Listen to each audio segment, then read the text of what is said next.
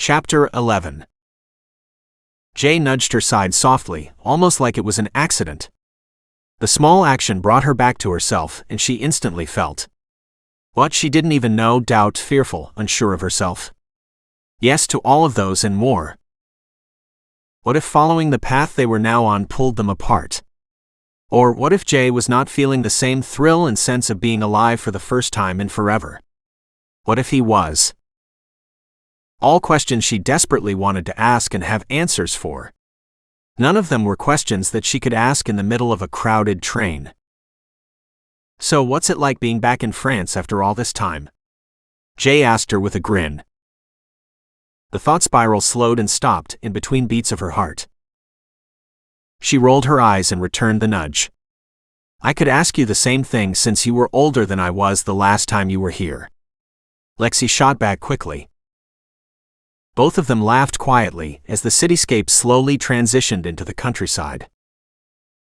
"You know, I was kind of hoping that I would feel something when we landed," Lexie shared with him quietly.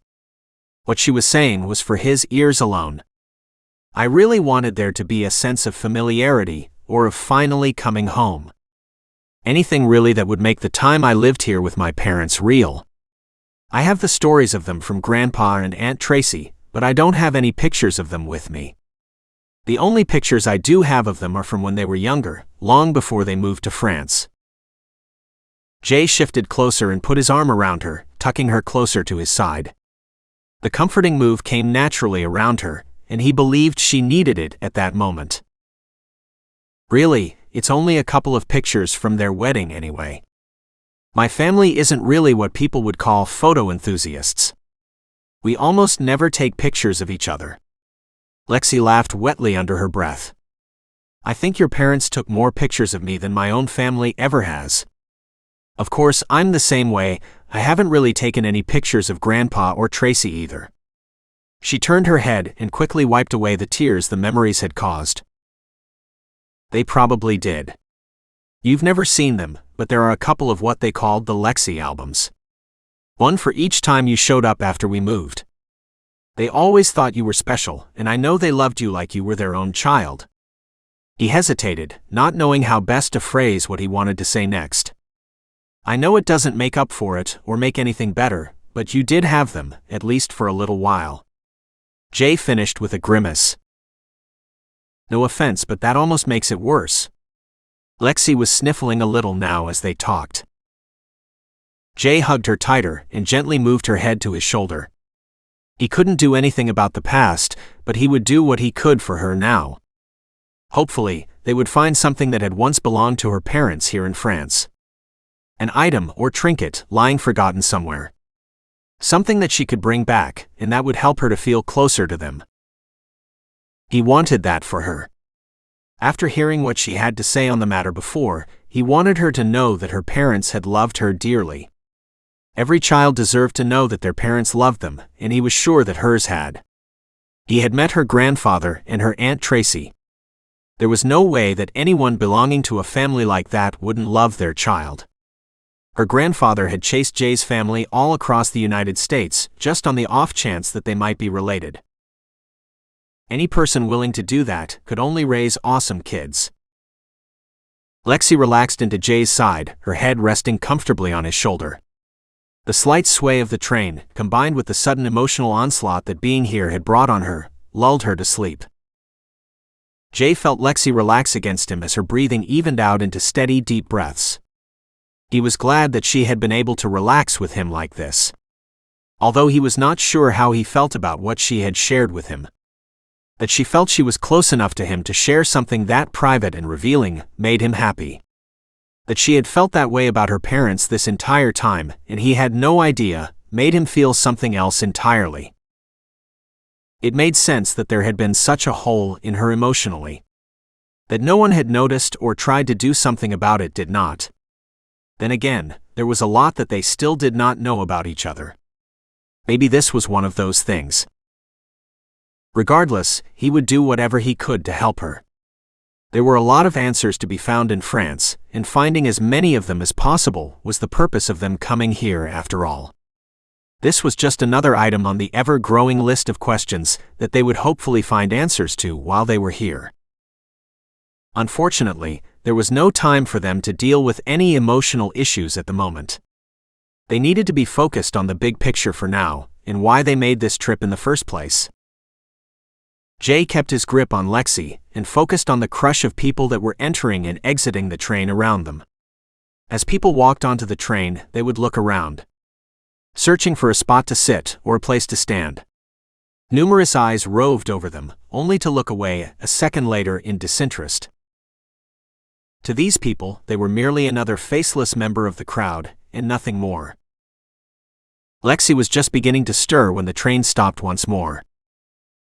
Jay was not sure how many more stops there were to their destination, but it could not be many. Of the incoming people, one immediately grabbed his attention. It was a female that was staring straight at them. There was nothing about her that would normally grab the eye. In fact, everything she was wearing seemed designed to do the exact opposite. She blended in seamlessly with the surrounding people, her clothes, her mannerisms, even her makeup. Everything about her screamed, "Ignore me." The only reason he had noticed her at all was that she had been focused on them, and that was exactly the sort of thing he had been looking for. She saw that he had noticed her and winked, before moving to the opposite side of the train and vanishing into the crowd. Jay shook Lexie lightly, waking her the rest of the way. She yawned and craned her neck, cracking it as she did so. Jay waited for her to finish before pointing out the general area that the lady had disappeared into, and told her what had happened. "Watch that group over there. There was a lady who just boarded the train and was looking directly at us. When she saw that I had noticed her, she winked at me, and then disappeared into one of the groups over there. I can't say that there was anything suspicious about her, but we should be careful regardless. She might have just been caught up in staring at my devilishly good looks." Lexie nodded at his words. Her recently awakened mind still functioning somewhat sluggishly, and was slow to process everything that he had said. "Do you think that maybe we are just being silly and overreacting to everything?" Lexie asked before she could stop, her sleep-addled mind lagging behind her mouth. She was ignoring what he had said at the end. Her mind had been too slow to process it and had missed the chance to respond. Jay continued looking at the crowd and didn't reply. "I mean it. I know that how we are acting is making this entire thing exciting. Honestly though, outside of my grandpa being crazy, is there any real reason to believe that anyone cares that we are here? Has anything happened to us so far that would make us believe that we are in some form of danger? Don't get me wrong, I'm enjoying myself. This is exciting. I just want to make sure that we don't go overboard and start something that will actually put us in danger." Lexie fussed with the hem of her dress while she waited for him to say something. "I know what you're saying, and honestly, you're probably right."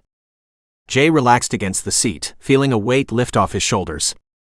"We more than likely are just letting our imagination run away from us. I'm enjoying this as much as you seem to be. We haven't been in any danger so far that we have seen. Why don't we stop while we're ahead, and before we react badly to something imagined?" Placating words aside, Jay was not sure what to believe. All he knew for sure was that he wanted to keep Lexie safe, and her feeling safe was a large part of that. Besides, they weren't trained for any of this. The idea that they could escape a trained operative, or whatever they were called in the real world, was ludicrous. Making a conscious effort to forget about everyone on the train, Lexie pointed to the sights they were passing through the window. "When this is over, but before we fly back home, where do you want to visit? I know that there are places that we both want to see, but we've never made a list of places to see while we are here. The only place that has been mentioned is the Eiffel Tower. I'm not sure about you, but I at least want to also go to the Louvre while we are here." Lexie joked, but honestly, she had always wanted to go to the Historic Art Museum. "Well, you know we could always visit the Palace of Versailles while we are here." Jay joked back. "We could." Lexie smiled at him through her reflection in the window pane. "Where else though? Where do you want to visit while we are here?" Or do you merely want to do the touristy thing and visit them all? I don't have a specific list in mind, if that is what you are asking. There are a couple of places that I would like to see, because of what I have heard of them. The cathedral at Notre Dame being one of those. The windows are said to be magnificent. Magnificent, huh? Careful there, Jay, you're letting your old age show. Lexie teased him lightly. Jay sniffed haughtily before responding in a fake snobby voice. There is nothing wrong with the word magnificent. With a small laugh, he continued in his regular voice. I'm not sure where that came from. Wherever I was reading about the windows in the cathedral must have described them that way in the article. There is nothing wrong with the word. It just didn't sound like how you would describe them normally.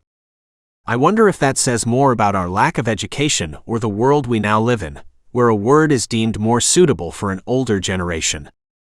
Lexie questioned.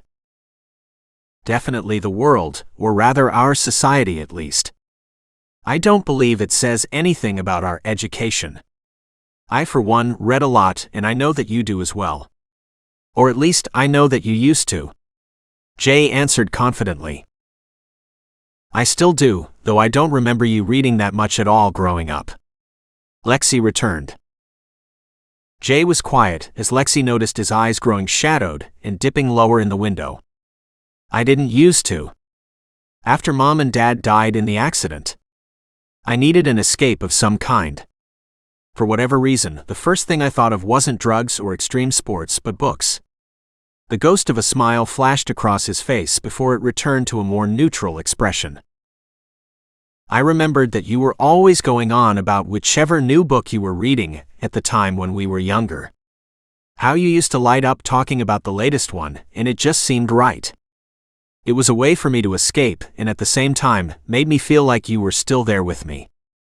Jay told her, exposing a more vulnerable side of himself as he did so. He cleared his throat, wrapped his arm back around Lexie's shoulder, and gave her a hug. Reassured that all was right, he continued, letting the melancholy of the moment pass them by.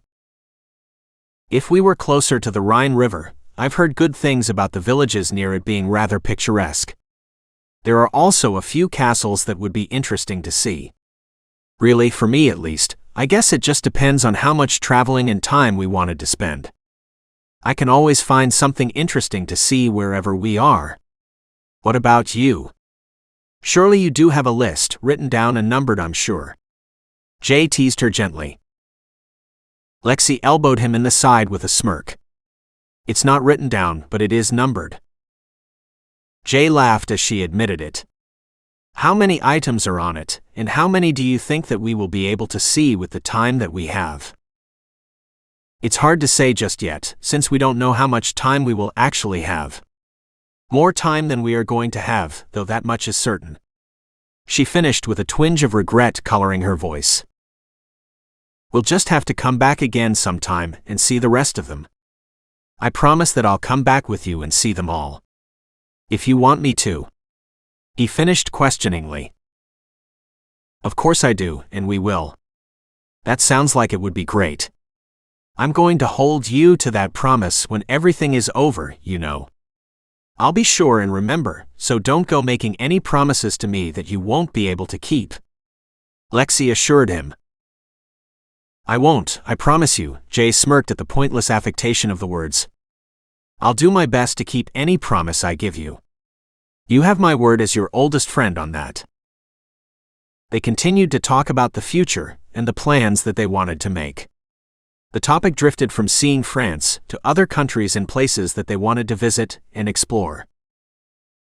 Their attention was now focused entirely on each other and their conversation. The passengers around them were long forgotten, images of future trips and exotic locales dancing in their mind's eyes. The scenery passing by outside the train with only the occasional glance as they became ever more engrossed in their discussion. The call for their stop coming up next finally brought their focus back to what was happening around them. Standing up, they moved towards the doors and prepared to exit. A large portion of the other travelers acted similarly, obviously all getting off at the Versailles stop with them. There was such a large crowd of people all pressing for the doors that there was little reason in even trying to see if anyone was following them. Not that they had any intention of doing so by that point. Jay and Lexie kept a tight grip on each other and their luggage as they were jostled about by the people around them. Did we ever decide if we are going to the hospital first, or are we sticking with our original plans and going to the B&B first? Jay questioned Lexie, his mouth near her ear, so he could be heard over the racket everyone on the train and platform was creating. I think that we had decided on going to the hospital before we went to the B&B, but that was before we decided that our imaginations were getting away from us. Do we still want to go there first, dragging our luggage behind us the entire time? Or would we rather be able to take our time without the luggage dragging us down? Lexie responded, clearly hinting that she wanted to go to the B&B first. She was obviously not a fan of taking their luggage everywhere with them. That was fine with him. He didn't exactly care, one way or another. As long as they got the answers they had come here for, then there was little difference in what order they did everything in. If going to the hospital later rather than the first thing made Lexie feel better, or even if it was just easier for her, then that made it worth it. That's all right with me. Let's make sure that we have a tight grip on our luggage and see if we can catch a taxi then. Keeping a firm hold on one another with one hand and their wheeled bags with the other, they stepped off the train and onto the platform. People jostled them as they all rushed to either exit or enter the train at the same time. Abruptly, Lexie was ripped from his side, their hands grasping empty air as she was pulled from his grip. Jay looked around in a panic, straining to catch any sight of her that he could. Not seeing her anywhere on the platform. There was a disturbance to the side that was causing people to move around it like an island in the middle of a storm. Lexie was lying on the ground, curled up in a ball, protecting her vitals. Her side had been kicked by someone who had been too close when she first landed, and before she could curl up. She would have a nasty bruise there later for sure, from what she was feeling. The contents of her purse were spread out around her, having fallen out when she hit the ground, and then scattered by uncaring feet. Luckily, her wallet had remained inside, safely tucked away inside a zipper pocket of the purse. As quickly as she could, Lexie made to grab her passport first before grabbing everything else in reach. She was careful of the feet that constantly threatened to step on her questing hands. Jay rushed over to the disturbance that he had spotted, seeing Lexie on the ground, reaching for the contents of her purse. Seeing the threat of people's feet near her hands, he moved as quickly as he could to her side and stood guard over her, helping Lexie to her feet as she finished gathering all the spilled items from her purse. He hugged her gently and asked if she was all right. "Are you all right? You're not hurt, are you, Lexie?" he asked as he looked her over carefully. His hands stayed on her arms as he kept her close, trusting her to answer him truthfully. "I'm a little banged up. Someone kicked me when I fell. I think and hope that it was just an accident, but they didn't even stop and apologize," she answered angrily. "I'll probably have a bruise tomorrow, but I'm fine other than that." Jay sighed, thankful that it had not been worse. He hugged her tightly before letting her go and grabbing both of their suitcases from off the ground where they had fallen. "I'm glad that you aren't hurt worse. I'm sorry for letting go of your hand. If I hadn't let go, then this wouldn't have happened." He apologized for what had happened. "Don't be silly, Jay, it wasn't your fault. Besides, it's not like you were the only one to let go. It was an accident, and it could have happened to anyone. It was just bad luck that it was me this time, instead of someone else." Lexie tried to calm him down before he could start to blame himself for something that he had no control over.